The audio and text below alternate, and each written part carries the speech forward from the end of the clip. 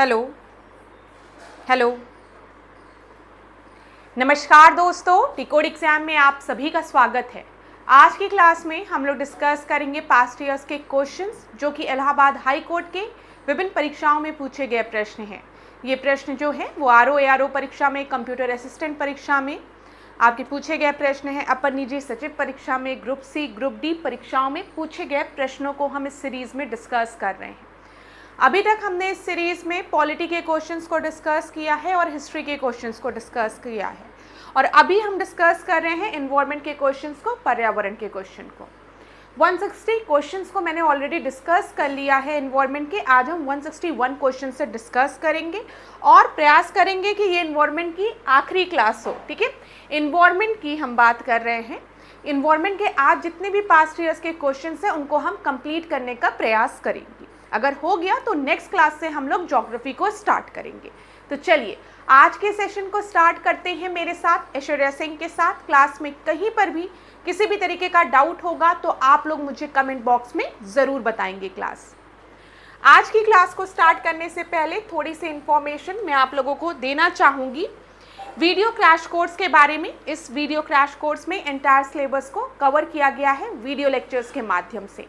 यहाँ पर आपको नोट्स प्रोवाइड की जाएगी पीडीएफ के फॉर्मेट में। जो नोट्स होंगी वो बाइलिंगुअल होंगी, इंग्लिश और हिंदी दोनों माध्यम में। प्लस आपको टेस्ट सीरीज प्रोवाइड की जाएगी जहाँ पर आप अपने परफॉर्मेंस को इवैल्यूएट कर सकते हैं। और अगर आपको किसी भी तरीके का डाउट है इस कोर्स से रिलेटेड, कोई क्वेरी है, कुछ क्वेश्चंस पूछना चाहते हैं, तो आप इस नंबर पे कांटेक्ट करिए। यहाँ पर आपको सारी इन्फॉर्मेशन प्रोवाइड करा दी जाएगी आरओ कोर्स से रिलेटेड। ठीक है, इस एंटायर कोर्स को बनाया ही गया है Allahabad high court RO exam 2026 के लिए। चलिए अब आज की क्लास का हम पहला प्रश्न देखते हैं और इस सीरीज का हम 161 क्वेश्चन को देखते हैं। Plastic pollutes the earth because they are. Plastic से धरती प्रदूषित होती है क्योंकि ये डैश होते हैं। तो मैंने इसकी पहले वाली क्लास में आपको बताया था कि हम जब भी वेस्ट की बात करते हैं we can classify waste into biodegradable and non biodegradable waste. ठीक है, वेस्ट दो तरीके के होते हैं, biodegradable and non biodegradable waste. जो बायोडिग्रेडेबल वेस्ट होते हैं वो बहुत जल्दी ही सड़गल जाते हैं, मिट्टी में मिल जाते हैं। जैसे कि किचन से जो वेस्ट निकल रहे हैं, आपके वेजिटेबल पील्स जो निकल रही है, सब्जियाँ, ठीक है, सब्जियों के जो छिलके हैं या फिर फल के छिलके हैं, या फिर हम कहें पेड़ से जो पत्तियाँ गिर रही हैं, फूल पत्ती, ये सब आपके बहुत जल्दी सड़गल के मिट्टी में मिल जाते हैं। तो they are biodegradable waste. Last class में मैंने आपसे डिस्कस भी किया था ये सारे पॉइंट। और दूसरा आपका होता है नॉन बायोडिग्रेडेबल वेस्ट, जैसे प्लास्टिक, एल्यूमिनियम फॉयल, जो कि एनवायरनमेंट पे काफ़ी लंबे समय के लिए सस्टेन करते हैं। ये इतनी जल्दी सड़ते गलते नहीं हैं, डिग्रेड नहीं होते हैं, तो इन्हें हम नॉन बायोडिग्रेडेबल वेस्ट कहते हैं। तो plastic pollutes the earth because they are non biodegradable waste. D आपका सही उत्तर है। ठीक है, यहाँ पर जो ऊपर के दो ऑप्शन आपको दिए गए हैं, रिन्यूएबल एंड नॉन रिन्यूएबल, इसको हम कहते हैं, एनर्जी को हम दो तरीके से क्लासिफाई करते हैं, renewable source of energy and non renewable source of energy. ऊर्जा की मैं बात कर रही हूँ, एनर्जी मतलब मैं ऊर्जा की बात कर रही हूँ। ऊर्जा को हम दो तरीके से क्लासिफाई करते हैं, ध्यान दीजिएगा। ठीक है, ऊर्जा को हम दो तरीके से क्लासिफाई करते हैं, नवीकरणीय और गैर नवीकरणीय ऊर्जा। ठीक है, यहाँ पर जो नवीकरणीय ऊर्जा होती है, रिन्यूएबल सोर्स ऑफ एनर्जी होती है, उसमें आपका सन हो गया। सूर्य रोज उगता है, चाहे हम हो चाहे आप ना हो, ठीक है, लेकिन कल भी सन निकलेगा, परसों भी निकलेगा, निकलता रहेगा, तो ये रिन्यू होता रहता है, तो इसे हम नवीकरणीय ऊर्जा कहते हैं। लेकिन जब हम फॉसिल फ्यूल्स की बात करते हैं, जैसे कोयला हो गया, पेट्रोल हो गया, डीजल हो गया, ये लिमिटेड अमाउंट में प्रेजेंट है और एक समय बाद ये खत्म भी हो सकते हैं, डिप्लीट भी हो सकते हैं, तो हम इन्हें non renewable source of energy कहते हैं। चलिए, इतनी चीज़ें क्लियर हो गई होगी। अब आगे बढ़ते हैं अगले प्रश्न पे, 162 क्वेश्चन पे। ध्यान दीजिएगा क्या दिया गया है। The organisation that makes the periodic assessment of the impact of increasing carbon dioxide in air on global climate change is. यहाँ पर बोला गया है विश्व जलवायु परिवर्तन पर वायु में कार्बन डाइऑक्साइड की बढ़ती मात्रा का आवधिक मूल्यांकन कौन सा संगठन करता है? तो बताइए, यूनेप, आईपीसीसी, आईयूसीएन या फिर डब्ल्यूएचओ। डब्ल्यूएचओ तो आप सभी को पता है वर्ल्ड हेल्थ ऑर्गेनाइजेशन आपका हो गया। यूनेप की हम बात करते हैं, UN stand for the United Nation. E मतलब एनवायरनमेंट, पी मतलब प्रोग्राम। तो यूनेप की अगर हम बात करें तो यूनेप का गठन जो है वो 1972 में स्टॉकहोम में हुआ था। ये याद रखिएगा, कई परीक्षाओं में ये भी बना है प्रश्न, ठीक है। आईपीसीसी की जब हम बात करते हैं, inter governmental panel on climate change, यहाँ पर सीसी से आपको समझ में आ जाना चाहिए कि हम किसकी बात कर रहे हैं। We are talking about climate change की। और क्लाइमेट चेंज के लिए, जलवायु परिवर्तन के लिए कौन रिस्पॉन्सिबल है? ग्रीन हाउस गैसेज रिस्पॉन्सिबल है। और आप सभी को पता है कार्बन डाइऑक्साइड जो है वो एक हरित गैस है, वो एक ग्रीन हाउस गैस है। तो यहाँ पर आपका सही उत्तर क्या होगा? बी आपका सही आंसर होगा, ठीक है। ये जो क्वेश्चन है इलाहाबाद हाई कोर्ट आरओ 2022 में पूछा गया प्रश्न है, ध्यान दीजिएगा।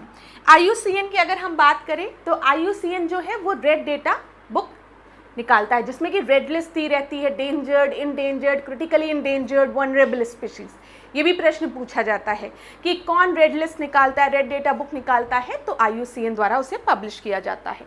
WHO वर्ल्ड हेल्थ ऑर्गेनाइजेशन आप सभी को पता है। तो ध्यान रखिएगा, आईपीसीसी क्या है? Inter governmental panel on climate change. ये इंपॉर्टेंट चीज है, तो दिमाग में बनाए रखिएगा। चलिए अगला प्रश्न देखते हैं। निम्नलिखित में से कौन सी एक ग्रीन हाउस गैस नहीं है? तो ग्रीन हाउस गैस में आपका कार्बन डाइऑक्साइड आता है, मीथेन आता है, नाइट्रस ऑक्साइड आता है, लेकिन सल्फर डाइऑक्साइड नहीं आता है। पूछा गया है which of the following is not green house gas, तो sulphur dioxide is not a green house gas.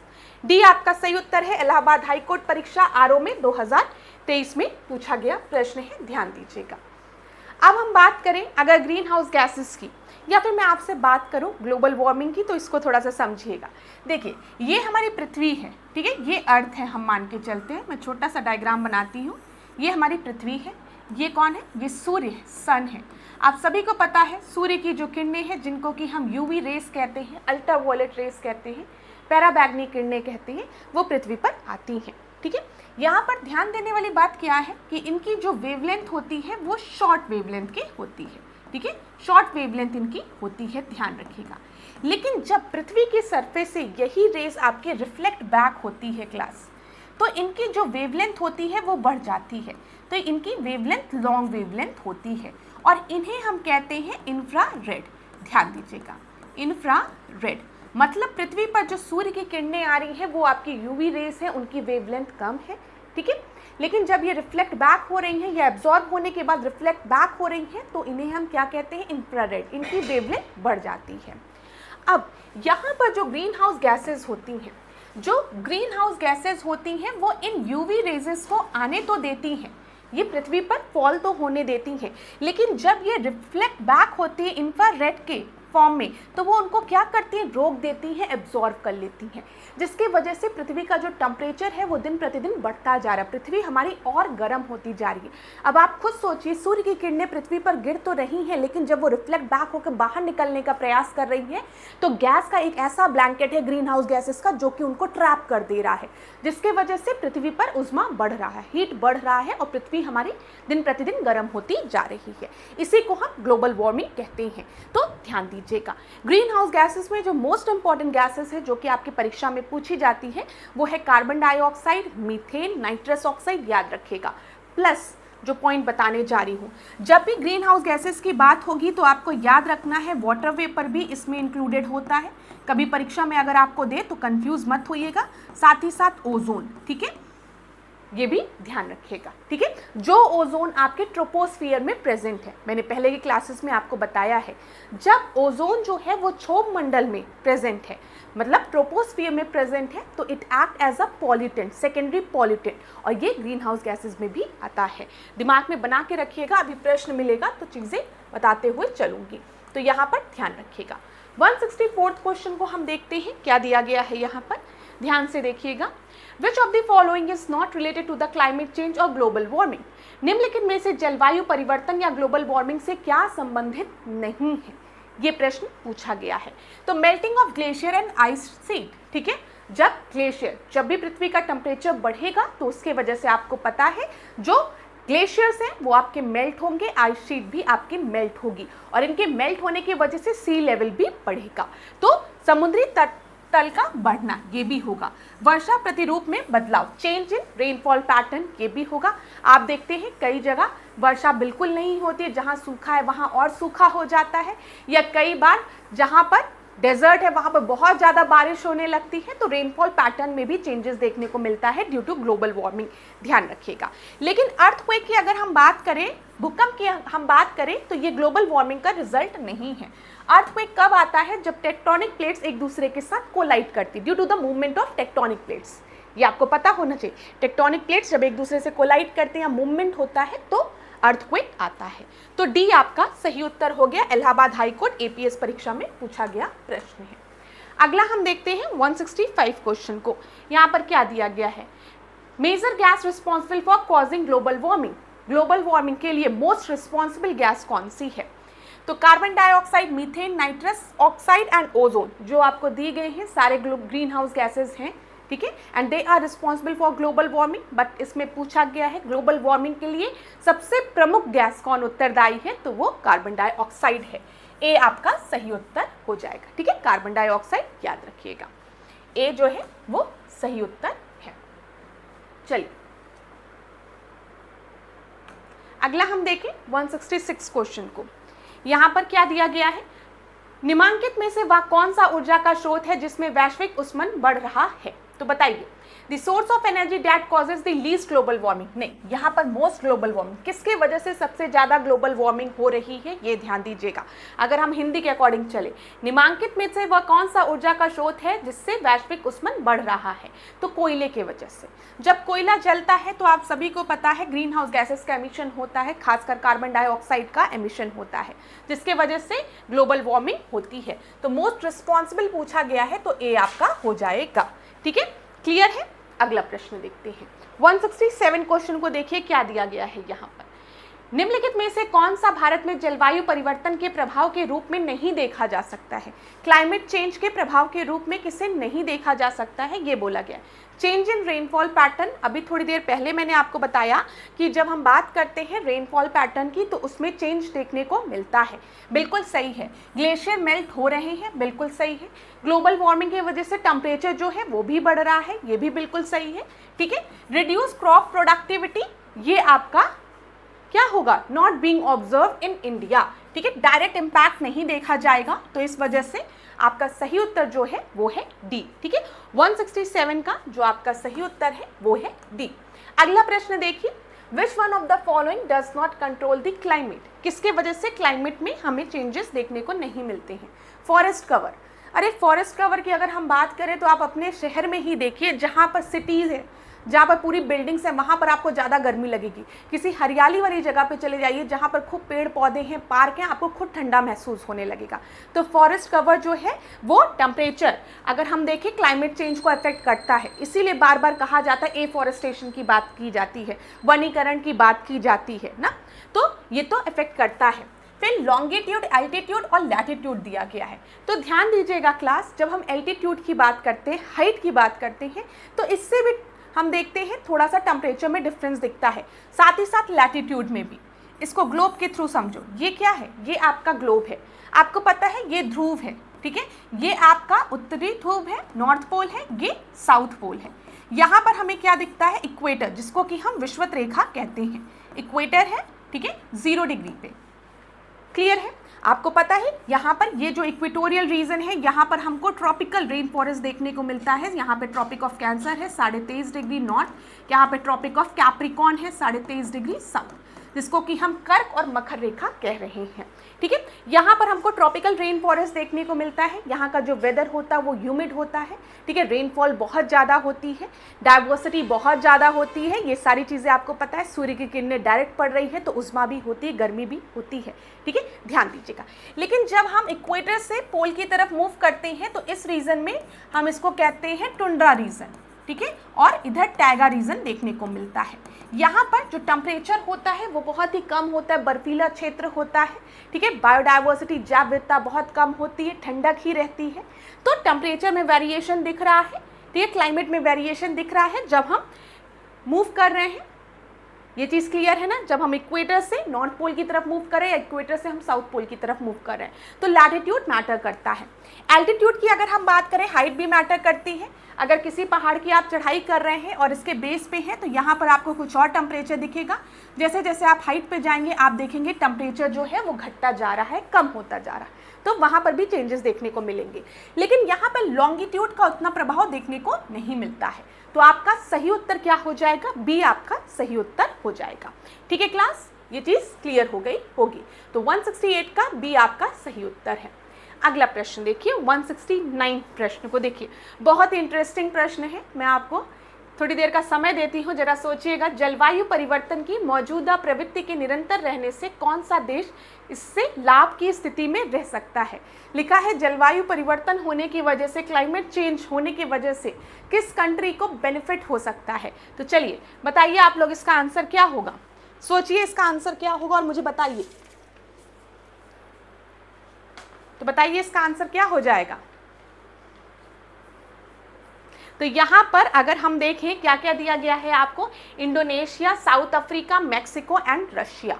यहाँ पर जो आपका सही उत्तर है वो है रशिया। अब अगर आप रशिया के मैप को देखेंगे तो आप देखते हैं रशिया में ऊपर वाला जो एरिया है वो साइबेरियन प्लेन है। ठीक है, साइबेरियन प्लेन है, मतलब यहाँ पर बहुत ही ठंडक है, यहाँ पर पूरा बर्फ से कवर रहता है। तो जब भी अगर क्लाइमेट चेंज होगा, ग्लोबल वार्मिंग होगी, तो हो सकता है यहाँ पे जो ग्लेशियर है, जो ठंडा प्रदेश है, वो आपकी ग्लेशियर्स जो हैं वो मेल्ट होना शुरू हो और रशिया को नए रूट्स मिले। ठीक है, उनको और ज़मीन मिले एग्रीकल्चरल एक्टिविटीज़ के लिए। अगर आप रशिया की ज्योग्राफी को पढ़ते हैं तो यहाँ पर एक प्रॉब्लम आती है, एग्रीकल्चरल एक्टिविटीज़ के लिए प्रॉपर लैंड नहीं मिल पाता है। तो अगर ये जो ठंडे प्रदेश हैं वो आपके, जब वहाँ पे ग्लेशियर्स जो स्नो से कवर्ड रहते हैं वो आपके मेल्ट होने लगेंगे, तो इनको और लैंड मिलेगा एग्रीकल्चरल एक्टिविटीज़ के लिए, प्लस नए रूट्स मिलेंगे। तो इसलिए कहा जाता है थोड़ा बहुत बेनिफिट रशिया को हो सकता है। डी आपका सही उत्तर है। 170 क्वेश्चन को हम देखते हैं यहाँ पर। The global warming has resulted in, global warming की वजह से क्या देखा जा सकता है? Increase in yield of crop, decrease in sea level, decrease in human death, increase in sea level. मैंने आपको ऑलरेडी बताया है ग्लोबल वार्मिंग की वजह से, उष्मा बढ़ने की वजह से क्या होगा, जो ग्लेशियर हैं, जो आइस कैप है, ठीक है, वो आपके मेल्ट होने शुरू हो जाएंगे और उनके मेल्ट होने की वजह से सी लेवल जो है वो बढ़ेगा। ठीक है, तो डी आपका सही उत्तर हो गया। अगला हम देखें, the concept of carbon credit originate from. तो कार्बन क्रेडिट का ये जो कॉन्सेप्ट है वो कहाँ से ओरिजिनेट हुआ है? Kyoto protocol, Cartagena protocol, convention on biological diversity या फिर अर्थ समिट। तो ध्यान रखिएगा, जब हम कार्बन क्रेडिट की बात करते हैं हम क्योटो प्रोटोकॉल की बात करते हैं। United nation framework convention on climate change द्वारा क्योटो प्रोटोकॉल आया, जिसमें कि किसके बारे में बात की गई है? ग्रीन हाउस गैसेस के एमिशन को कम करने की बात की गई है। ठीक है, ये याद रखिएगा। और इसी में कार्बन क्रेडिट की भी बात की गई है। कार्बन क्रेडिट, कार्बन ट्रेडिंग, ये सारे टर्म्स जो हैं वो क्योटो प्रोटोकॉल से रिलेटेड हैं। तो यहाँ पर जो आपका सही उत्तर है वो क्या है? ए आपका सही उत्तर है। इलाहाबाद हाई कोर्ट एआरओ परीक्षा 2021 में पूछा गया प्रश्न है। अब जो बात बताने जा रही हूँ उसको ध्यान से सुनिएगा। सबसे पहले क्योटो प्रोटोकॉल आया कब था? 1997 में आया था, इसको नोट कर लेना।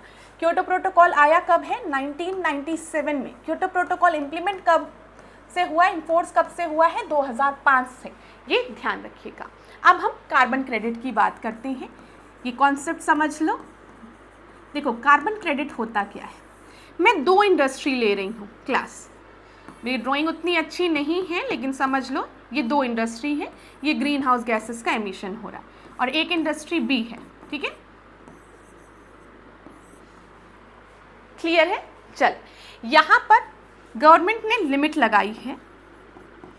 लगाई है कि जो भी इंडस्ट्रीज है वो 10 टन से ज़्यादा CO2 का एमिशन नहीं कर सकती है। मतलब लिमिट लगा दी गई है कि 10 टन तक ही जो इंडस्ट्रीज़ हैं वो CO2 का एमिशन कर सकती हैं। मैं आपको एग्जाम्पल समझा रही हूँ, एग्जाम्पल के थ्रू समझिएगा ये।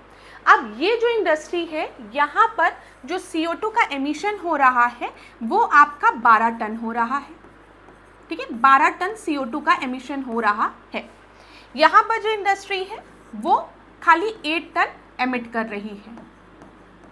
ठीक है, खाली 8 टन CO2 एमिट कर रही है और लिमिट कितनी लगाई गई है? 10 टन की लगाई गई है। तो मतलब क्या है, ध्यान से सुनिएगा।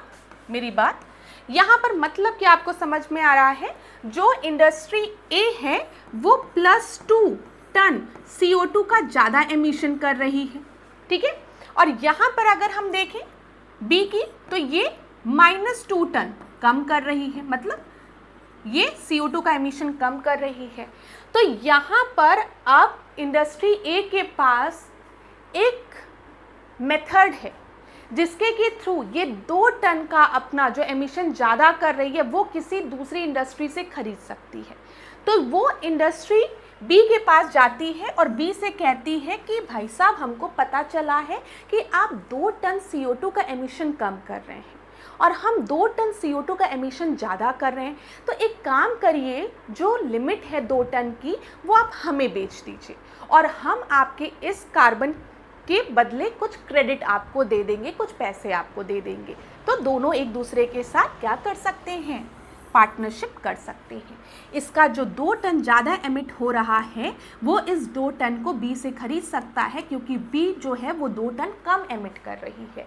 तो वो इस कार्बन के बदले क्या करेगा, वो इस कार्बन के बदले इसे क्रेडिट दे देगा, ठीक है। और ये कार्बन का लिमिट जो है वो इसको दे देगा। समझ में आया ना, जो कम कर रहा है वो जो ज़्यादा कर रहा है उसे अपने कार्बन का जो उसको मिला है, बफर मिला है, उसको बेच सकता है और उसके बदले क्रेडिट ले सकता है। इसी को हम कार्बन क्रेडिट कहते हैं, जो कि आसान शब्दों में मैंने समझाने का प्रयास किया आपको, ठीक है। क्लास आगे बढ़ते हैं। चलिए अगला प्रश्न हम देखते हैं 172। कौन सी फसल ग्रीन हाउस गैस मीथेन के निकलने से संबंधित है।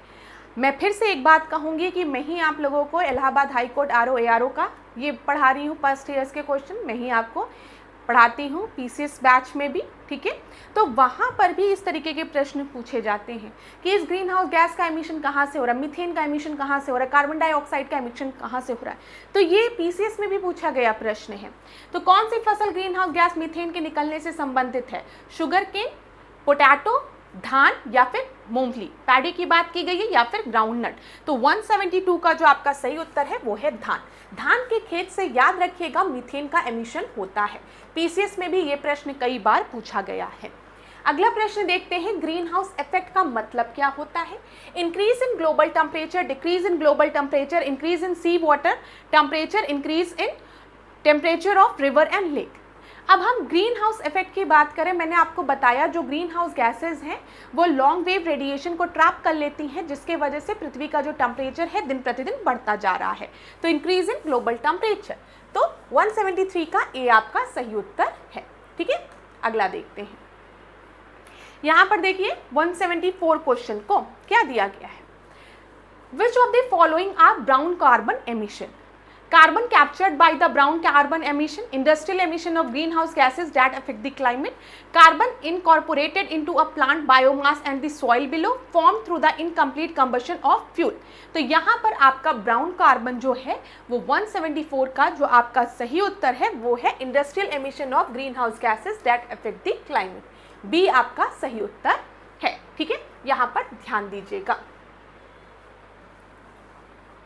अब ध्यान दीजिए, यहाँ पर भूरा कार्बन कार्बनिक पदार्थ के दहन से निकलता हुआ भूरा धुआं है, जो मैंने आपको बताया इंडस्ट्रीज में जब होता है तो वो एमिशन जो होता है उसे हम ब्राउन कार्बन कहते हैं। काला कार्बन व भूरा कार्बन दोनों एक साथ भी रहते हैं। काला कार्बन मुख्यतः उच्च ताप दहन से उत्पन्न होता है, वहीं भूरा कार्बन बायोमास दहन से निकलता है। ध्यान दीजिएगा इस बात पर, ठीक है। हो सकता है अगला प्रश्न इस तरीके से आपकी परीक्षा में देखने को मिल जाए। अगला हम देखते हैं, Kyoto protocol is related to, already हमने डिस्कस कर लिया है। क्योटो प्रोटोकॉल किससे रिलेटेड है, क्लाइमेट चेंज से रिलेटेड है। आज हम प्रयास करेंगे इन्वायरमेंट के सारे क्वेश्चंस को डिस्कस कर लें और पर्यावरण को खत्म करके कल की क्लास से हम लोग ज्योग्राफी स्टार्ट करते। तो क्योटो प्रोटोकॉल किससे रिलेटेड है, क्लाइमेट चेंज से रिलेटेड है। Which of the following is responsible for the climate change, चलिए जल्दी से बताइए। ओजोन होल, ग्लोबल वार्मिंग, ठीक है, एसिड रेन या फिर साइक्लोन। तो यहाँ पर क्लाइमेट चेंज की जब हम बात करते हैं हम ग्रीन हाउस गैसेस की बात करते हैं, which are responsible for global warming. तो बी आपका सही उत्तर हो गया। अगला हम देखते हैं, निम्नलिखित में से कौन सी एक ग्रीन हाउस गैस नहीं है, बोला गया है। जल वाष्प, मीथेन, कार्बन डाइऑक्साइड, हीलियम। मैंने ऑलरेडी आपको बताया है, ध्यान रखिएगा जो वाटर वेपर है वो भी एक ग्रीन हाउस गैस है। मीथेन ग्रीन हाउस गैस है, carbon dioxide green house gas है। यहाँ पर ग्रीन हाउस गैस कौन सी नहीं है, तो वो हीलियम है। ठीक है, सी हो गया। अगला प्रश्न हम देखते हैं, हवा में जलीय अणुओं के साथ मिलकर सल्फर डाइऑक्साइड और नाइट्रोजन ऑक्साइड का निर्माण करता है। तो यहाँ पर किसका निर्माण होता है? यहाँ पर ध्यान दीजिएगा, सल्फर डाइऑक्साइड की बात की गई है और नाइट्रोजन ऑक्साइड की बात की गई है। तो सल्फर डाइऑक्साइड और नाइट्रोजन ऑक्साइड जब जलीय अणुओं के साथ मिलता है, वाटर मॉलिक्यूल्स के साथ मिलता है, तो वो क्या बनाते हैं? सल्फ्यूरिक एसिड और नाइट्रिक एसिड। और ये सल्फ्यूरिक एसिड और नाइट्रिक एसिड रेनफॉल के साथ आते हैं। मतलब जब रेनफॉल हो रहा है, ध्यान दीजिएगा क्लास, या फिर प्रेसिपिटेशन हो रहा है, ठीक है, तो इनका जो नेचर है वो एसिडिक हो जाता है, वो एसिडिक हो जाता है due to presence of sulphuric acid and nitric acid. यहाँ पर ध्यान दीजिएगा, ठीक है। तो सॉक्स और नॉक्स जो होते हैं, they are responsible for acid rain. तो यहाँ पर आपका सही उत्तर क्या होगा? ए होगा। पीसीएस में प्रश्न पूछा गया था कि एसिड रेन की जब हम बात करते हैं तो कार्बन डाइऑक्साइड जो है वो रिस्पॉन्सिबल होता है। नहीं, हमेशा ध्यान दीजिएगा कि जब भी एसिड रेन की बात होगी तो sulphur dioxide and nitrogen oxide are responsible for acid rain. A आपका सही उत्तर है। अगला देखते हैं, which part of the box type solar cooker is responsible for green house effect? Box प्रकार के सौर कुकर का कौन सा भाग हरित घर का प्रभाव के लिए उत्तरदायी होता है ग्रीन हाउस के लिए? Outer cover of solar cooker, mirror, glass sheet या फिर black colour coating inside the box? तो यहाँ पर जो आपका सही उत्तर है 179 का, वो है ग्लास शीट। ठीक है, सी आपका सही उत्तर है, क्योंकि ये they are responsible for green house effect. Box प्रकार के सौर कुकर में कांच की शीट हरित ग्रीन हाउस प्रभाव के लिए उत्तरदायी होती है। सोलर कुकर आपने देखा है ना, उसमें आप अपना सामान रख के क्या करिए, धूप में रख दीजिए। तो अब आपको मैंने बताया है कि जब पृथ्वी पर सूर्य की किरणें आती है तो वहाँ पे कुछ किरणें जो है पृथ्वी की सरफेस के द्वारा एब्जॉर्ब की जाती है, कुछ रिफ्लेक्ट बैक की जाती है आफ्टर एब्जॉर्प्शन। तो यहाँ पर इनको क्या करता है, जो सोलर कुकर जो सरफेस है वो ट्रैप कर लेता है, तो ग्रीन हाउस गैसेस के लिए रिस्पॉन्सिबल होती है। चलिए, मतलब फिनोमिना वो है, फिनोमिना समझ में आया ना? ग्रीन हाउस गैस जिस तरीके से काम करे उस तरीके से यहाँ पर सोलर कुकर में वो पूरा प्रोसेस होता है, ट्रैप करने वाला प्रोसेस, हीट को ट्रैप कर लिया। Global warming is due to, बताइए, less duration of winter every year, the sun giving out more energy, movement of earth towards the sun, increased use of fossil fuel. तो आप सभी को पता है जब हम फॉसिल फ्यूल्स का ज़्यादा यूज़ करते हैं तो ग्रीन हाउस गैसेस का ज़्यादा एमिशन होता है, जिसके वजह से ग्लोबल वार्मिंग होती है। तो 180 का डी आपका सही उत्तर है। अगला प्रश्न देखते हैं क्लास 181, ध्यान दीजिएगा क्या दिया गया, life on earth is protected from UV radiation by UV rays. ठीक है, अब फिर से मेरी बात सुनिएगा, जब भी हम ओजोन की बात करते हैं, ये मैंने ऑलरेडी आपको पहले के क्लास में बताया है, ओजोन को हम गुड ओजोन और बैड ओजोन में क्लासिफाई करते हैं। ठीक है, ऐसे समझिए, बैड ओजोन में जो गुड ओजोन है वो लेयर के फॉर्म में आपका प्रेजेंट होता है, कहाँ पर, स्ट्रेटोस्फीयर में, जो कि हमें प्रोटेक्ट करता है किससे, यूवी रेस से प्रोटेक्ट करता है। ठीक है, अल्ट्रावायलेट किरणों से हमें प्रोटेक्ट करता है। बैड ओजोन जो है वो कहाँ प्रेजेंट होता है, ट्रोपोस्फीयर में, क्षोभ मंडल में, याद रखिएगा, जो कि एक सेकेंडरी पॉल्यूटेंट है, द्वितीयक प्रदूषक है। ठीक है, क्लियर है? तो यहाँ पर बोला गया है यूवी विकिरण के प्रभाव से पृथ्वी पर जीवन किसके द्वारा सुरक्षित रहता है, तो ओजोन इन ट्रोपोस्फियर। ए आपका सही उत्तर है। इलाहाबाद हाईकोर्ट में 2021 में, इलाहाबाद हाईकोर्ट आरओ परीक्षा 2022 में पूछा गया प्रश्न है। अगला देखते हैं, ozone layer shields the surface of the earth from. ये सारे प्रश्नों का उत्तर आपको पता है, UV rays, Allahabad high court RO परीक्षा 2021 में पूछा गया प्रश्न है। अगला देखते हैं, depletion of ozone is mainly due to. जब हम ओजोन लेयर डिप्लीशन की बात करते हैं, मॉन्ट्रियल प्रोटोकॉल की बात करते हैं, आपको पता होना चाहिए मॉन्ट्रियल प्रोटोकॉल में हमने किसके बारे में बात किया है, हमने बात किया है ओजोन डिप्लीटिंग सब्सटेंस के बारे में। ठीक है, और ओजोन डिप्लीटिंग सब्सटेंस में जो मेन सब्सटेंस है वो क्लोरोफ्लोरोकार्बन है। क्लोरोफ्लोरोकार्बन का यूज़ रेफ्रिजरेंट्स में किया जाता है, कूलिंग प्रोसेस में, जैसे हमारे फ्रीज़र में हो गया, मतलब उसमें क्या बोलते हैं, जो फ्रिज फ्रिज हो गया, ठीक है, एसी हो गया, तो रेफ्रिजरेंट, तो क्लोरोफ्लोरोकार्बन, ठीक है, यहाँ पर ध्यान रखिएगा, ये ओजोन डिप्लीटिंग सब्सटेंस है, मॉन्ट्रियल प्रोटोकॉल भी याद रखिएगा, पूछा जाता है, अभी हो सकता है आगे प्रश्न भी हो, तो ए आपका सही उत्तर है। Ozone layer is found in, आप सभी को पता है कहाँ प्रेजेंट है, समताप मंडल में, स्ट्रेटोस्फीयर में। आसान प्रश्न है ना। The maximum concentration of ozone is found in which of the following, तो बताइए। तो अभी थोड़ी देर पहले मैंने आपको बताया जब भी हम ओजोन लेयर की बात करेंगे तो ओजोन लेयर कहाँ प्रेजेंट है, समताप मंडल में, स्ट्रेटोस्फीयर में, तो सी आपका सही उत्तर है। अगला हम देखते हैं, which refrigerant is responsible for depletion of ozone layer. अभी थोड़ी देर पहले मैंने आपको बताया क्लोरोफ्लोरोकार्बन, याद रखिएगा क्या है, CFC, chlorofluorocarbon. Allahabad high court ARO परीक्षा 2021 में, इलाहाबाद की जो परीक्षाएं हैं उसमें एनवायरनमेंट से रिलेटेड बहुत डिफिकल्ट प्रश्न नहीं पूछा गया है, आसान प्रश्न ही पूछे गए हैं, तो ध्यान दीजिएगा। पॉलिटी और इतिहास, आधुनिक इतिहास के प्रश्नों को हमने ऑलरेडी डिस्कस किया है। जिन भी स्टूडेंट ने उन प्रश्नों को नहीं देखा है प्लीज़ उनको देखिए ज़रूर, और साथ ही साथ अपने दोस्तों के साथ भी शेयर करिए, ठीक है। और अगर अच्छा लगता है वीडियो तो लाइक और कमेंट करके बताइएगा भी ज़रूर ऐश्वर्या मैम को। चलिए, ए आपका सही उत्तर है। अगला प्रश्न देखते हैं, ओजोन परत की क्षीणता के लिए निम्नलिखित में से कौन सा कृत्रिम रसायन उत्तरदायी है। तो अभी बार बार हम लोग एक ही चीज़ डिस्कस कर रहे हैं, जब भी हम ओजोन डिप्लीटिंग सब्सटेंस की बात करेंगे तो हमको याद रखना है क्लोरोफ्लोरोकार्बन जो है वो मेन सब्सटेंस है, तो बी आपका सही उत्तर हो गया। अगला हम देखते हैं मॉन्ट्रियल प्रोटोकॉल। मॉन्ट्रियल प्रोटोकॉल में हमने किसके प्रोटेक्शन की बात की है, हमने ओजोन लेयर के प्रोटेक्शन की बात की है, ठीक है। तो यहाँ पर सही उत्तर क्या हो गया, बी हो गया, ठीक है। क्लियर है ना क्लास, जल्दी डिस्कस करते हैं। अगला प्रश्न देखते हैं, यहाँ पर ध्यान दीजिएगा क्या दिया गया है, which of the following are non conventional source of energy. कौन सी non conventional source of energy है, hydel power, wind energy, petroleum, geothermal energy. तो बताइए 189 का आपका सही उत्तर क्या हो जाएगा। तो 189 का जो आपका सही उत्तर है वो है बी, ठीक है। यहाँ पर हम विंड एनर्जी की बात कर रहे हैं और जियोथर्मल एनर्जी की बात करें, ये आपकी non conventional source of energy है, ठीक है, ध्यान रखिएगा। जिनको कि हम क्या कह सकते हैं, रिन्यूएबल सोर्स ऑफ एनर्जी, या तो कहें नवीकरणीय ऊर्जा भी कह सकते हैं, रिन्यूएबल सोर्स, ठीक है, renewable source of energy. Clear है। देखिए, जब भी हम एनर्जी सोर्सेज की बात करते हैं, क्लास मेरी बात ध्यान से सुनिएगा, जब भी हम एनर्जी सोर्सेज की बात करते हैं तो हम इसे क्लासिफाई करते हैं नवीकरणीय ऊर्जा और गैर नवीकरणीय ऊर्जा, जिसे कि हम रिन्यूएबल सोर्स ऑफ एनर्जी कहते हैं और non renewable source of energy कहते हैं। क्लियर है। बताइए, जब हम रिन्यूएबल सोर्स ऑफ एनर्जी की बात कर रहे हैं means we are talking about non conventional source of energy, non conventional, जिसमें कि आपकी सोलर एनर्जी आ गया, सूर्य से जो हमें ऊर्जा मिल रही है, हमें विंड एनर्जी आ गया, ठीक है, जियोथर्मल एनर्जी आ गया, जो पृथ्वी की सतह से एनर्जी मिल रही है। क्लियर है। आता भी होगा आप लोगों को वैसे ये सारी चीज़ें अगर आपने इन्वायरमेंट पढ़ा है, ठीक है। Non renewable source of energy की जब हम बात करेंगे तो ये आपके कन्वेंशनल सोर्स ऑफ एनर्जी हो गए, जिसमें क्या क्या हो गया, चलो बोलो, जितनी भी एनर्जी हमें फॉसिल फ्यूल से मिल रही है।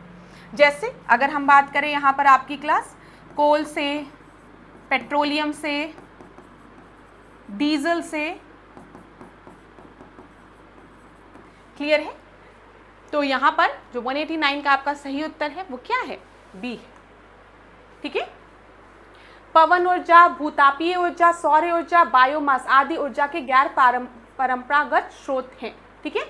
ऊर्जा के ऐसे स्रोत जो प्रकृति में नवीकरणीय होते हैं और इनका उपयोग बार बार किया जा सकता है, बार बार इनका उपयोग किया जाता है। सूर्य जो है वो रोज निकलेगा, हवा जो है वो रोज चलेगी, चाहे हम रहें चाहे ना रहें।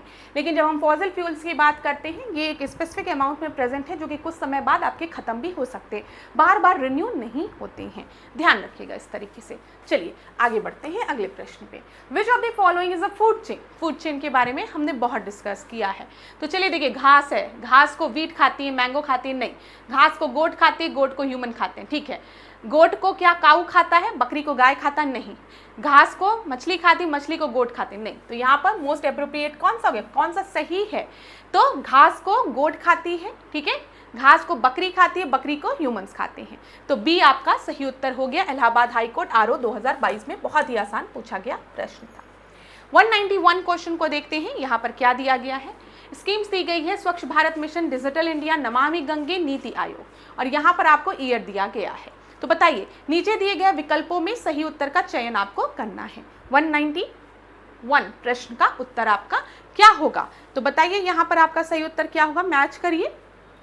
स्वच्छ भारत मिशन की जब हम बात करेंगे तो आप सभी को पता है स्वच्छ भारत मिशन जो है वो गांधी जयंती के दिन आपका स्टार्ट हुआ था 2014 में, तो 2 अक्टूबर 2014 हो गया। ए का आपका क्या हो गया, थर्ड हो गया, ठीक है। ए का थर्ड देखो यहाँ भी दिया है, यहाँ भी दिया है। डिजिटल इंडिया की बात करेंगे तो डिजिटल इंडिया तो 2015 में आया है, तो बी का फर्स्ट ये हो गया। नमामि गंगे की अगर हम बात करेंगे तो आपका 2 जून 2014 हो गया। नीति आयोग आप सभी को पता है 1 जनवरी 2015। उत्तर क्या हो गया, डी। डी जो है वो सही उत्तर है। स्वच्छ भारत मिशन 2 अक्टूबर 2014, डिजिटल इंडिया 1 जुलाई 2015, नमामि गंगे जून 2014, नीति आयोग 1 जनवरी 2015। नीति आयोग ने प्लानिंग कमीशन को, योजना आयोग को रिप्लेस किया था। 192 क्वेश्चन को देखते हैं, यहाँ पर क्या दिया गया है। Which is not true about the Ganges river dolphin.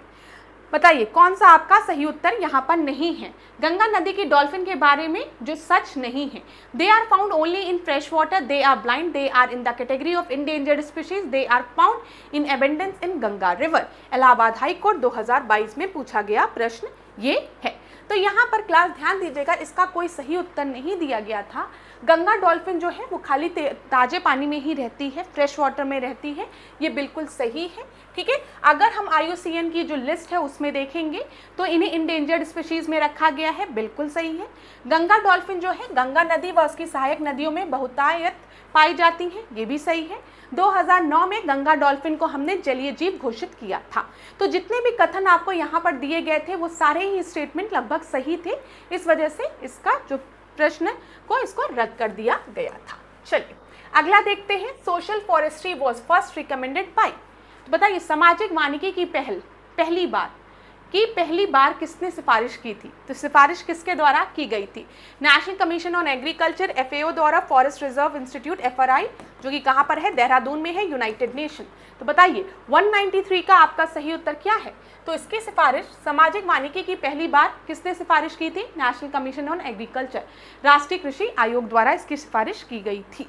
तो 193 का ए आपका सही उत्तर है। रेड पांडा, लाल पांडा की यहाँ पर बात की गई है, ठीक है। ये हमें कहाँ देखने को मिलता है, वेस्ट बंगाल, केरला, सिक्किम, मणिपुर।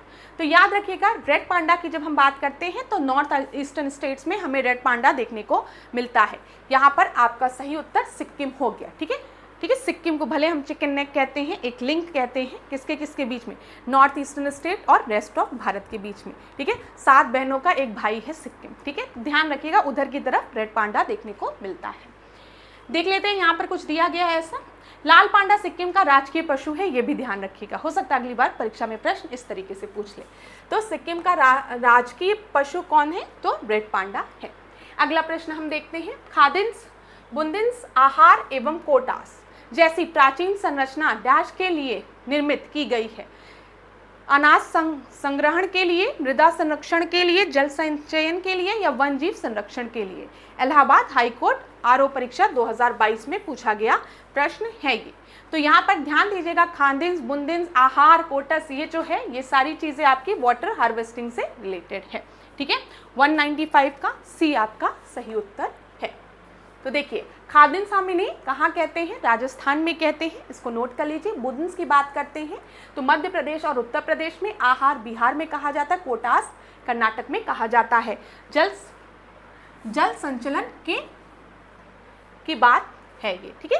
चलिए क्लियर हो गया होगा। अगला देखते हैं 196 क्वेश्चन को देखिए।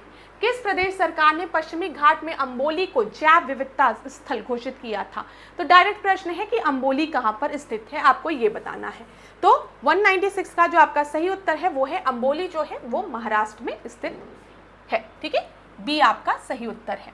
महाराष्ट्र सरकार ने पश्चिमी घाट में अंबोली को जैव विविधता स्थल घोषित किया था, ये ध्यान रखिएगा। अगला हम देखें। In India which of the following exotic tree, ठीक है। निम्न में से भारत में कौन सा एक विदेशी वृक्ष है। तो बताइए टीक, साल, नीम या फिर पॉपुलर। तो यहाँ पर आपका सही उत्तर क्या होगा, 197 का जो पॉपुलर है ये एक एक्सोटिक, एक विदेशी वृक्ष है, ठीक है।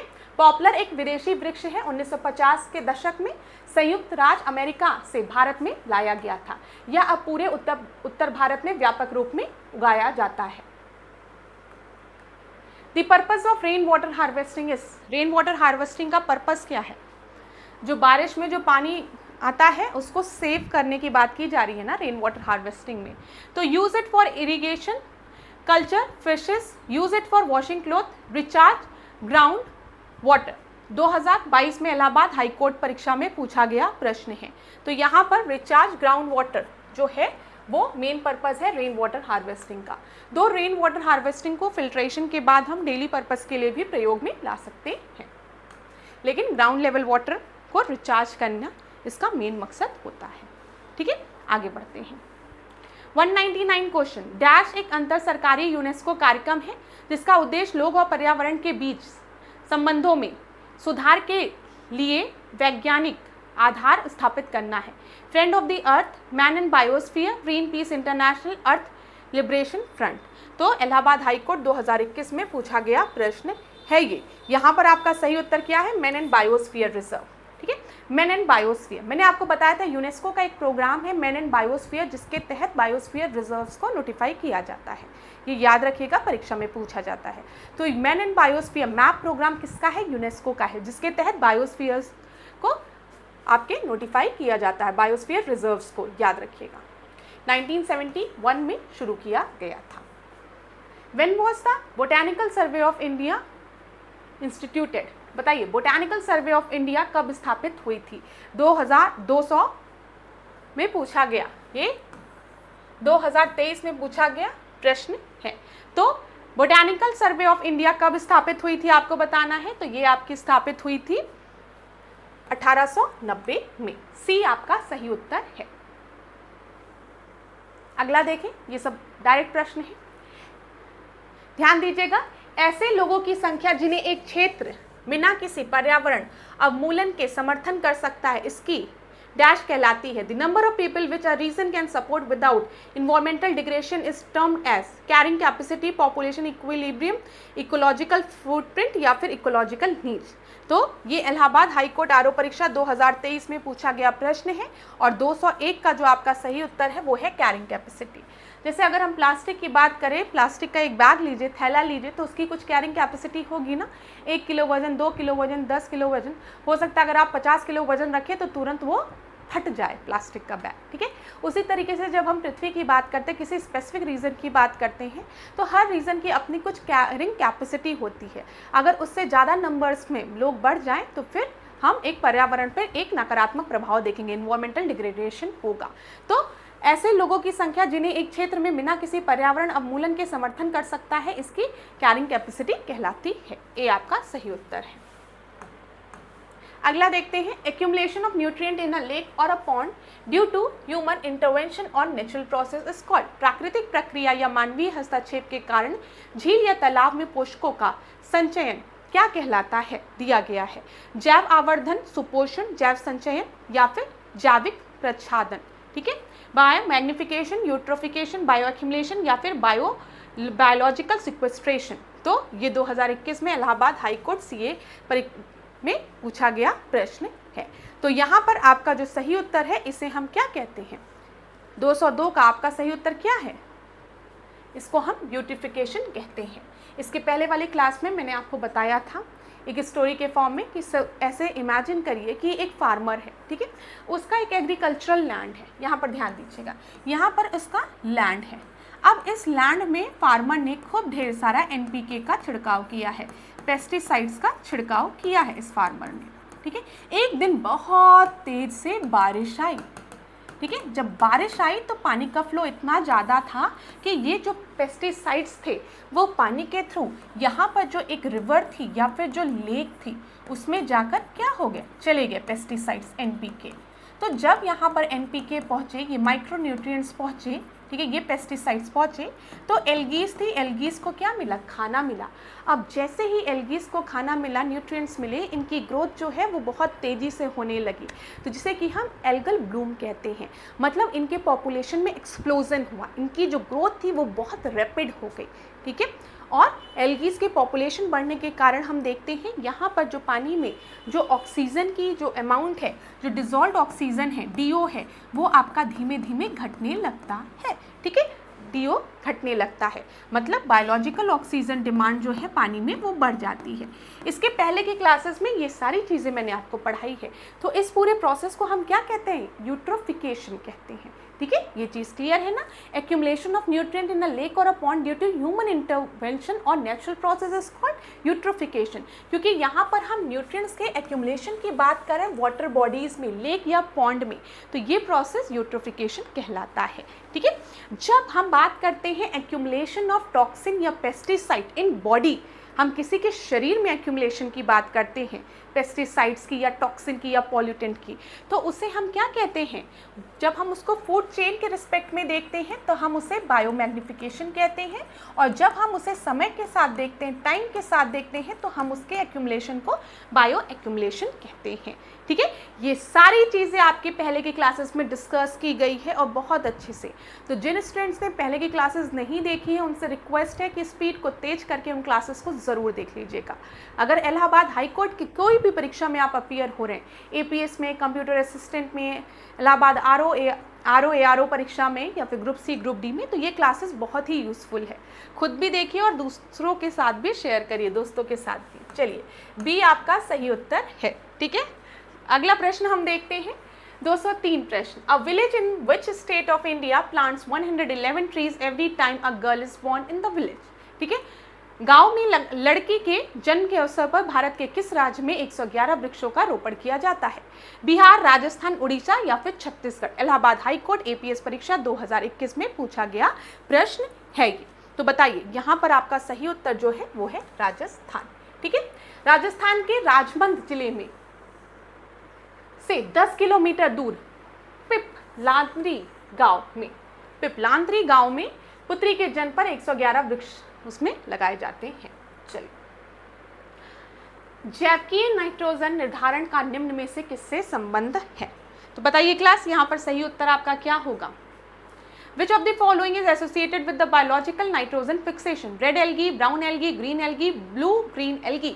इलाहाबाद हाई कोर्ट CA परीक्षा 2021 में पूछा गया प्रश्न है 204। आपका जो सही उत्तर है, यहाँ पर नाइट्रोजन फिक्सेशन के लिए हम ब्लू ग्रीन एल्गी की बात करते हैं। ठीक है, D आपका सही उत्तर है। देखिए, नाइट्रोजन फिक्सेशन में आप लोग ने पढ़ा होगा कि पेपर में कई प्रश्न बनता है कि उन वृक्षों को हम लेग्यूमिनस प्लांट्स कहते हैं। लेग्यूमिनस प्लांट्स के जो रूट्स में राइजोबियम होते हैं, they are responsible for the nitrogen fixation process. Plus आप याद रखिएगा, नीला हरा सवाल जो है वो भी नाइट्रोजन फिक्सेशन से रिलेटेड है। परीक्षा में दोनों प्रश्न पूछे जा सकते हैं। अगला प्रश्न देखिए, Keppel island is completely bleached mainly due to the expansion of. तो बताइए, केपल द्वीप समूह किसके विस्तार के कारण पूर्णतः सफेद हो रहा है? स्टारफिश, ब्लू व्हेल, ऑक्टोपस या फिर सी हॉर्स। तो यहाँ पर 2021 CA परीक्षा में पूछा गया प्रश्न है 205। तो यहाँ पर स्टारफिश के एक्सपेंशन की वजह से जो केपल आइलैंड है वो आपका पूरी तरीके से सफ़ेद हो रहा है। केपल द्वीप समूह स्टारफिश के विस्तार के कारण पूर्णतः सफ़ेद हो रहा है। केपल कहाँ पर है? ये आपका ऑस्ट्रेलिया में है। ठीक है, ऑस्ट्रेलिया में है, याद रखिए। ग्रेट बैरियर रीफ के बारे में बात होती है, प्रवाल भित्तियों के बारे में ना, हाँ, प्रवाल भित्ति, कोरल रीफ्स के बारे में। ठीक है, तो जब कोरल रीफ्स जो हैं वो अपने कलर को खो देते हैं, ठीक है, ये चीज़ मैं आपको पढ़ाऊंगी, आप बिल्कुल परेशान नहीं होंगे, ध्यान दीजिएगा। थोड़ा सा मैं आपको बता देती हूँ। कोरल्स की जब हम बात करते हैं, कोरल रीफ्स की बात करते हैं, तो यहाँ पर जो कोरल्स होते हैं ना, इनके बीच में एक सिम्बायोटिक रिलेशनशिप शो होता है एल्गीज का, जूजेंथली इन पे रहते हैं। ठीक है, जैसे आप समझो ये एक कोरल है, ठीक है, इस कोरल पे कुछ जूजेंथली रहते हैं जो कि इस कोरल को कलर इम्पार्ट करते हैं। अब इन दोनों इन एल्गीज, जूजेंथली और कोरल्स के बीच में पॉलिप, जिसे पॉलिप कहते हैं, यहाँ पर ध्यान देना, कोरल्स में पॉलिप और जूजेंथली जो कि एक एल्गी है, ठीक है, के बीच में सिम्बायोटिक रिलेशनशिप होता है। पॉलिप्स पे ये जूजेंथली रहते हैं, ठीक है, रहते हैं, जो कि इनको क्या इम्पार्ट करते हैं, जो कि इनको कलर इम्पार्ट करते हैं, ठीक है, और ये जो पॉलिप्स हैं वो इनको क्या देते हैं, वो इनको रहने के लिए जगह देते हैं, प्लस फूड इंटरचेंज होता है, एक को घर दे रहा है, दूसरा दूसरे को खाना दे रहा है, बस ऐसे समझो। ज़्यादा परेशान मत हो, इतना डेप्थ में नहीं पूछेगा, लेकिन आप ध्यान रखना जब भी हम कोरल्स की बात करते हैं यहाँ पे सिम्बायोटिक रिलेशनशिप होता है एल्गीज और पॉलिप्स के मध्य। पॉलिप्स रहने की जगह दे रहे हैं एल्गीज को, और एल्गीज उनको क्या दे रही हैं, एल्गीज उनको कलर इम्पार्ट कर रही हैं, उनको ऑक्सीजन दे रही हैं, और ये इनको घर दे रहा है, मतलब दोनों एक दूसरे के साथ खुशी खुशी रह रहे हैं। लेकिन अब कुछ कारणों के कारण क्या होता है, ये जो एल्गीज हैं वो पॉलिप्स को छोड़कर दूर जाने लगती हैं। अब जब ये दूर जाने लगती हैं तो पॉलिप्स आपके कलरलेस अपीयर होने लगते हैं। इसी वजह से हम कहते हैं कोरल ब्लीचिंग। जो कोरल्स आपके कलरफुल थे due to the presence of the algae, जो कि उनको कलर इम्पार्ट कर रही थी, इन एल्गीज के रहने की वजह से वो कलरफुल दिखते थे, जब ये एल्गीज कुछ कारणों से इनको छोड़कर जाने लगती तो ऐसा अपीयर होने लगता है कि उनकी ब्लीचिंग हो गई, वो वाइट अपीयर हो रहे हैं, और कुछ समय बाद पॉलिप्स आपके मर भी जाते हैं। तो ध्यान दीजिएगा, ये तो मैंने आपको प्रोसेस बता दिया, आपके एग्जाम में इतना डेप्थ में नहीं पूछेगा। 206 प्रश्न को हम देखते हैं क्या दिया गया है यहाँ पर। भोपाल गैस ट्रेजेडी 1984 में हुई थी, याद रखिएगा कई परीक्षाओं में यही पूछा गया है कि भोपाल गैस ट्रेजेडी हुई कब थी, तो 1984 में भोपाल गैस ट्रेजेडी हुई थी। ये किस गैस के लीकेज की वजह से हुई थी, मिथाइल आइसोसाइनाइड। ए आपका सही उत्तर है। 2 बार इलाहाबाद हाईकोर्ट परीक्षाओं में पूछा गया प्रश्न है। अगला देखते हैं, India's first centre for wetland conservation and management has been set up in which state. तो ये आपका उस समय करंट का प्रश्न रहा होगा क्या, देखते हैं। 207 का आपका सही उत्तर क्या है, ये तमिलनाडु में आपका सेटअप हुआ था, ठीक है, ध्यान रखिएगा। डी आपका सही उत्तर है। Which state has India's first lichen park developed with over 150 lichen species. Bharat के किस राज्य में पहला लाइकेन पार्क, ठीक है, लाइकेन पार्क जिसमें 150 लाइकेन प्रजातियां थी विकसित की गई थी, कहाँ पर बताइए, मणिपुर, उत्तराखंड, अरुणाचल प्रदेश या फिर हिमाचल प्रदेश। तो 208 का जो आपका सही उत्तर है वो है उत्तराखंड में। बी आपका सही उत्तर है। मैंने आपको बताया है जब भी हम लाइकेन्स की बात करते हैं तो लाइकेन एक इंडिकेटर स्पीशीज है जो कि इंडिकेट करता है कि पर्यावरण में वायु प्रदूषण है कि नहीं, ये ध्यान रखिएगा। और लाइकेन में हम लोग एक सहजीवी संबंध देखते हैं, सिम्बायोटिक रिलेशनशिप देखते हैं कवक और शैवाल के बीच में, ये भी याद रखिएगा, बहुत ही महत्वपूर्ण पॉइंट है। आपको याद रखना है वन विभाग ने सबसे पहला लाइकेन पार्क कहाँ स्थापित किया था, उत्तराखंड में स्थापित किया था, याद रहेगा। जब भी हम लाइकेन की बात करते हैं यहाँ पर एक सहजीवी संबंध दिखता है, सिम्बायोटिक रिलेशनशिप दिखता है कवक और शैवाल के मध्य, ये भी याद रखिएगा। और लाइकेन जो है वो वायु प्रदूषण के संकेतक होते हैं, इंडिकेटर होते हैं, ये भी आपको याद रखना है। अगला हम देखते हैं 209, इसमें क्या दिया गया है, बेसल कन्वेंशन से रिलेटेड ये प्रश्न है। Basel convention is aimed at the protection of human health and environment from. Basel समझौता का उद्देश्य मानव स्वास्थ्य और वातावरण को किससे बचाना है, chemicals and pesticide, genetically modified organism, hazardous waste, persistent organic pollutant. Allahabad high court ARO परीक्षा 2021 में पूछा गया प्रश्न है ये। तो ये 209 का जो आपका सही उत्तर है, बेसल कन्वेंशन जो है वो हैजार्डस वेस्ट से रिलेटेड था, सी आपका सही उत्तर है, ध्यान रखिएगा। 210 प्रश्न को देखते हैं। इलाहाबाद हाई कोर्ट परीक्षा में 2 बार पूछा गया प्रश्न है। Which one of the following is main cause of land degradation इन पंजाब। पंजाब में भूमि निम्नीकरण का प्रमुख कारण क्या है, वन नाशन, मतलब हम डिफॉरेस्टेशन की बात कर रहे हैं, गहन खेती की बात कर रहे हैं, इंटेंसिव कल्टीवेशन की, ओवर ग्रेजिंग की बात कर रहे हैं, या फिर ओवर इरिगेशन की बात कर रहे हैं। तो यहाँ पर 210 का जो आपका सही उत्तर है वो है अत्यधिक सिंचाई, डी, ठीक है। मेन कॉज है अत्यधिक सिंचाई। पंजाब, हरियाणा और पश्चिमी उत्तर प्रदेश जैसे राज्यों में अधिक सिंचाई भूमि निम्नीकरण के लिए उत्तरदायी है, याद रखिएगा। आगे बढ़ते हैं। Name the first state in India which made roof top rain water harvesting compulsory for houses across the state. Bharat में वह प्रथम राज्य कौन सा है जहां पर संपूर्ण राज्य के घरों की छतों पर बारिश के पानी का संचयन जरूरी कर दिया गया है। तो ये प्रश्न इलाहाबाद हाई कोर्ट एआरओ परीक्षा 2021 में पूछा गया प्रश्न है। तो ये चीज कंपल्सरी कर दी गई थी, रेन वाटर हार्वेस्टिंग तमिलनाडु में, डी आपका सही उत्तर है। क्लास यहाँ पर कुछ ऐसा समझाना नहीं है, इसीलिए हम जल्दी जल्दी प्रश्नों को डिस्कस करें। आज पर्यावरण के सारे प्रश्न आपके कंप्लीट हो जाएंगे, ठीक है।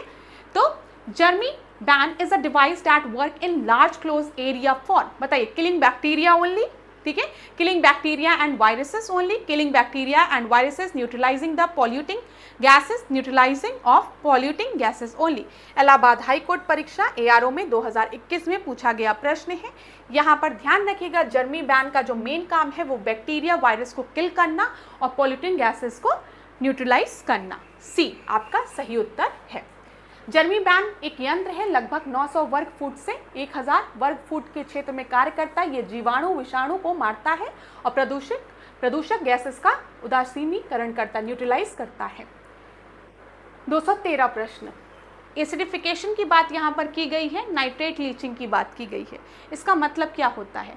Oxygen depleting, reducing fish population and species diversity, process of chemical seepage into soil, impact on air quality manifests in term of nitric acid gas emission, use of neutral gas to manufacture the inorganic fertilizer। Allahabad high court परीक्षा ARO 2020 में पूछा गया प्रश्न है ये। तो ध्यान दीजिएगा, यहाँ पर मृदा में रसायन के रिजाव की प्रक्रिया को हम क्या कहते हैं? Nitrate leaching process. Leaching process क्या है? जब यहाँ पर लैंडफिल है, मतलब यहाँ पर बहुत आपके टॉक्सिन सब्सटेंस रख दिए गए, तो धीमे धीमे इनकी लीचिंग होती है। ये जो आपके सरफेस है उनके अलग अलग लेयर्स में लीच करते, पेनिट्रेट करते हुए जाते हैं, तो इसे हम नाइट्रेट लीचिंग कहते हैं। मृदा में रसायन के रिजाव की प्रक्रिया को लीचिंग कहा जाता है। अगला हम देखते हैं, surface mulching is an example of which of the following. तो बताइए सरफेस मल्चिंग का अर्थ क्या होता है? Mechanical, agronomic, soil and water conservation, water set based management system, resource conservation technology, water harvesting through tank. Allahabad high court परीक्षा 2020 में पूछा गया प्रश्न है। तो बताइए यहाँ पर आपका सही उत्तर क्या है? तो ध्यान दीजिएगा, सरफेस मल्चिंग जो है यांत्रिक और कृषि विज्ञान मृदा तथा जल संरक्षण से रिलेटेड है। Mechanical and agronomic, soil and water conservation से रिलेटेड है मल्चिंग। ठीक है, अगला हम देखते हैं, which factors contribute to soil erosion. Soil erosion किन किन कारणों से हो सकता है? ठीक है, only rain and human activities like construction, only human activities like construction and overgrazing of animal, only rain and wind, human activities like construction, overgrazing of animal, rain and what? Wind। इसका answer आपको मिल गया होगा। ये प्रश्न जो है वो बहुत बड़े लगते हैं लेकिन सबसे आसान होते हैं। तो 215 का आपका जो सही उत्तर है वो क्या है? डी। ठीक है, इलाहाबाद हाईकोर्ट ARO परीक्षा में पूछा गया है कि सॉइल इरोजन आपका ओवरग्रेजिंग की वजह से भी हो सकता है, मानव गतिविधियों की वजह से, ठीक है, कंस्ट्रक्शन की वजह से भी हो सकता है। तो सारे रीजंस आपके हो सकते हैं। आगे देखते हैं अगले प्रश्न में, विच of the following is non renewable source of energy. तो बता दीजिए जल्दी से मुझे, बायोमास, कोल, बायोगैस, बायोफ्यूल। तो यहाँ पर non renewable source of energy में आपका कोयला आ गया। ठीक है, तो डी आपका सही उत्तर है। अगला देखते हैं, अपिको मूवमेंट। ध्यान दीजिएगा क्लास, जो चिपको मूवमेंट हुआ था वो चमोली डिस्ट्रिक्ट में हुआ था, उत्तराखंड में, सुंदरलाल बहुगुणा, याद रखिएगा। और जब हम अपिको मूवमेंट की बात करते हैं जो कि चिपको मूवमेंट की तरह था, यहाँ पर भी लोगों ने वृक्ष को ही बचाया था, जंगल को ही बचाया था कटने से। ये आपका कर्नाटक में हुआ था। ठीक है, ए आपका सही उत्तर है। नर्सरी में बेचे जाने वाले छोटे पौधों को डैश कहा जाता है। इलाहाबाद ग्रुप डी एग्जाम में पूछा गया प्रश्न है। तो नर्सरी में जो छोटे छोटे पौधे बेचे जाते हैं उनको क्या कहा जाता है? 218वां प्रश्न ये है। उनको हम क्या कहते हैं? उनको हम बिरवा कहते हैं। ठीक है, डी आपका सही उत्तर है। सैपलिंग कहते हैं। ठीक है, सैम्पलिंग। ठीक है, आज अजैविक निम्नीकरणीय अपशिष्ट पदार्थ से छुटकारा पाने का एक सर्वश्रेष्ठ तरीका क्या है? दफन, दहन, छेपड़, पुनर्चक्रण। तो बताइए यहाँ पर आपका सही उत्तर क्या है? तो 219 का जो आपका सही उत्तर है वो है पुनर्चक्रण। बी आपका सही उत्तर है। Which one of the following is not a renewable source of energy. Renewable source of energy कौन सा नहीं है? सोलर एनर्जी है, ठीक है, विंड एनर्जी है, टाइडल एनर्जी है, नेचुरल गैस आपका नहीं है। ए हो गया, नॉट पूछा गया है ना। Soil erosion can be prevented by. Soil erosion को हम कैसे रोक सकते हैं? Removal of vegetation, overgrazing, planting more trees. जब हम ज़्यादा से ज़्यादा वृक्ष लगाएंगे तो मृदा क्षरण को हम रोक सकते हैं, अपर्दन जिसे कहते हैं, सॉइल इरोजन को रोका जा सकता है। सी आपका सही उत्तर है। तो क्लास, ये आज के सेशन का आखिरी प्रश्न था। एक चीज़ मैं आपको बता दूं, अभी तक जो हम बुक डिस्कस कर रहे हैं इसके बारे में भी आपको जानकारी होनी चाहिए। मैंने ऑलरेडी पहले की क्लासेस में बताए हैं। ये सारे प्रश्न जो हैं वो मैं इस पुस्तक से कवर कर रही हूँ और इस पुस्तक का अभी हमने आधुनिक भारत के पोर्शन को कवर कर लिया है, पास्ट ईयर्स के क्वेश्चंस को, हमने पॉलिटी के क्वेश्चंस को डिस्कस कर लिया है और आज हमने पर्यावरण के भी क्वेश्चंस को डिस्कस कर लिया। अब आगे हम भूगोल के क्वेश्चंस को डिस्कस करेंगे, ज्योग्राफी के क्वेश्चंस को डिस्कस करेंगे। तो thank you so much class. अब आज के सेशन को यहीं पे एंड करूँगी, नेक्स्ट क्लास में आपसे मिलूंगी नए प्रश्नों के साथ। लेकिन मैं आपसे एक रिक्वेस्ट करूँगी, अगर ये सीरीज़ आपके लिए हेल्पफुल है तो कमेंट बॉक्स में मुझे ज़रूर बताइए, ठीक है। कहीं डाउट होता है तो वो भी मुझे ज़रूर बताइए। इधर कई दिनों से मैंने आप लोगों के कमेंट्स नहीं पढ़े हैं, लेकिन आज की क्लास के बाद मैं ज़रूर उनको पढ़ूंगी, देखूंगी आप लोगों के डाउट कहाँ पर आप लोगों को हो रहे हैं और नेक्स्ट क्लास में उसको डिस्कस भी कर लूँगी, उसकी चिंता आप लोग नहीं करेंगे। तो thank you so much class. इसी तरीके से मेरे साथ ऐश्वर्या सिंह के साथ डिकोड एग्जाम के साथ बने रहिए। लास्ट में ऐश्वर्या मैम आपसे एक ही बात कहेंगी कि सबसे ज़्यादा भरोसा आपको खुद पर करना पड़ेगा, ठीक है। ये जीवन का सबसे बड़ा सत्य है कि जिसको खुद पर भरोसा नहीं है वो जीवन में कभी भी ऊंचाइयों को नहीं छू सकता है। तो खुद पर भरोसा रखिए। मैं आपको खुद पर अहंकार करने को नहीं कह रही हूँ, भरोसा रखने को कह रही हूँ, एक उम्मीद की बात मैं कर रही हूँ और उस भरोसे के साथ मेहनत करिए, परिश्रम करिए। क्लास सफलता सही समय पे आने पर आपको ज़रूर मिलेगी, क्योंकि हम लोग अक्सर जब रिज़ल्ट देखते हैं तो हम उन लोगों से अट्रैक्ट होते हैं जो कि अपने पहले अटैम्प्ट में क्वालिफाई करते हैं, लेकिन सच्चाई वो नहीं होती है। बहुत रेयर केस होता है जिसमें कि जो स्टूडेंट्स हैं वो पहले दूसरे अटैम्प्ट में ही क्वालिफाई कर लेते हैं, लेकिन कई ऐसे विद्यार्थी होते हैं जिनको थोड़ा समय लग जाता है क्वालिफाई करने में। लेकिन जब एक बार चीज़ें क्वालिफाई हो जाती है फिर आपको कभी भी पीछे मुड़कर देखने की आवश्यकता नहीं होती है। लेकिन उसके पहले जब तक एग्ज़ाम क्वालिफाई ना हो पीछे मत देखिए और अपना पूरा 100% दीजिए और समय आने पर आपको सफलता ज़रूर मिलेगी। खूब पढ़िए, खूब आगे बढ़िए, खुद पर विश्वास रखिए, अपने ईश्वर पर विश्वास रखिए जिसको भी आप मानते हो, ठीक है। और माता पिता के आशीर्वाद पर विश्वास रखिए, जीवन में आप बहुत आगे जाएंगे। हमेशा मुस्कुराते रहिए कृष्ण की तरह, कोई भी परिस्थिति कितनी भी भारी क्यों ना हो, लेकिन जीवन में आपके चेहरे से मुस्कान नहीं जानी चाहिए।